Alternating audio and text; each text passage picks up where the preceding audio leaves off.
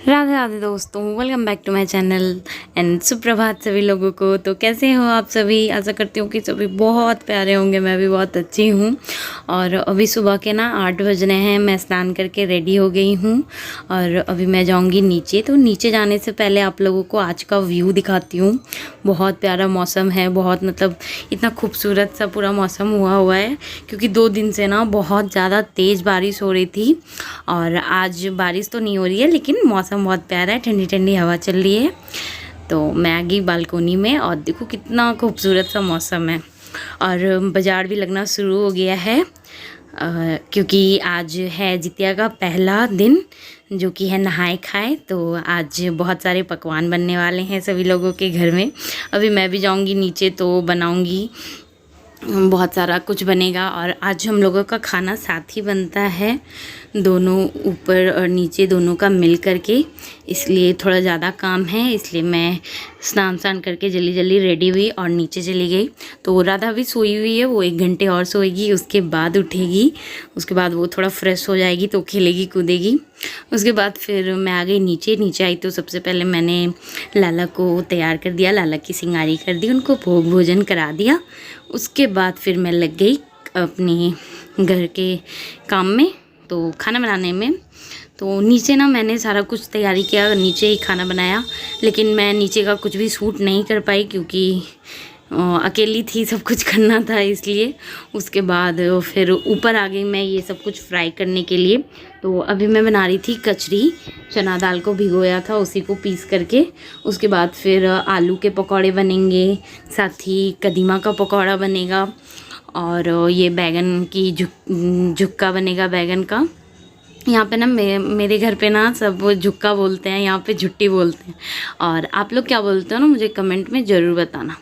उसके बाद अब फिर नीचे सारा कुछ बन गया था, सब्जी वब्जी भुजिया वुजिया, ऊपर सब कुछ तलने आई।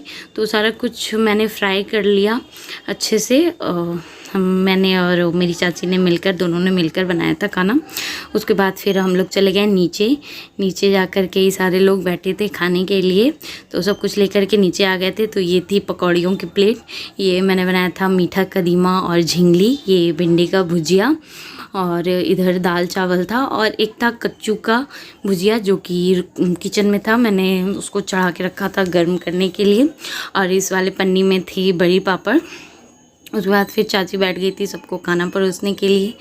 सारे लोग अभी खाना खाएंगे, सब साथ में मिलकर खाना खा लिया था। और ये देखो, ये मेरा देवर अभी स्कूल से आया था ना, तो फ़ोन लेकर बैठा हुआ था। उसके बाद फिर धीरे धीरे करके हम लोगों ने सबने खाना खा लिया। और खाना पीना खाते खाते ना हम लोगों को 2:30 बज गए थे, मतलब 2:30 हो गया था खाना वाना खाते खिलाते सबको। उसके बाद फिर मैं बहुत ज़्यादा थक गई। उसके बाद फिर मैं ऊपर आई तो मुझे अपना फेस का थोड़ा करना था, फेशियल करना था मुझे, क्योंकि ना बहुत टाइम से मैं सोच रही थी, कर नहीं पा रही थी। और फेस पे बहुत ज़्यादा मेरे देखो पिंपल्स आ गए हैं। जब तक मैं अभी अपना फेशियल नहीं करूँगी ना, तो ये पिंपल्स ऐसे ही आते रहेंगे। ये मेरे साथ नेचुरल है, मेरे साथ होता है। तो फेशियल मैं घर पर ही करती हूँ, सब कुछ मैं घर पर ही करती हूँ। कुछ स्पेशल ओकेज़न होता है तो ही मैं पार्लर जाती हूँ, नहीं तो मैं अपना स्किन केयर, वैक्स सब कुछ घर पर ही करती हूँ।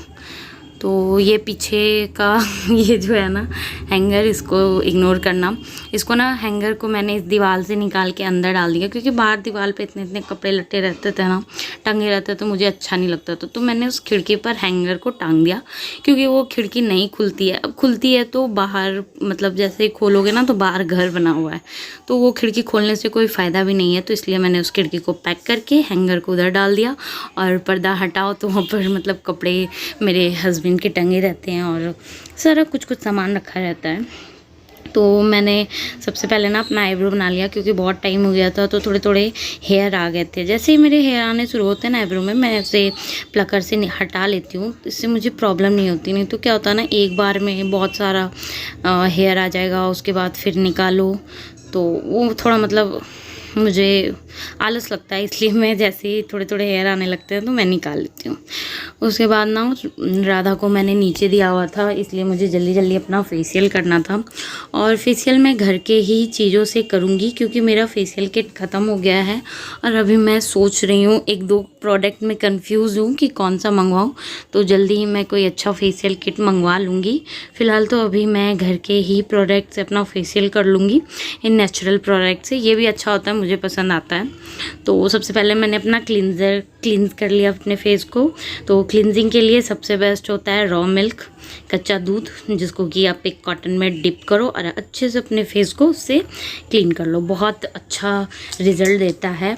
उसके बाद फिर मैंने किया स्क्रब। तो स्क्रब के लिए मैंने यूज़ किया ये ग्रीन टी, जो कि मेरे पास घर पर रखा हुआ था। तो ग्रीन टी का टी बैग, उसको ही फाड़ कर मैंने थोड़ा ये निकाल लिया, ग्रीन टी निकाल लिया, उसमें थोड़ा सा एलोवेरा जेल मिलाया और अच्छे से धीरे धीरे करके अपने फेस को स्क्रब कर लिया।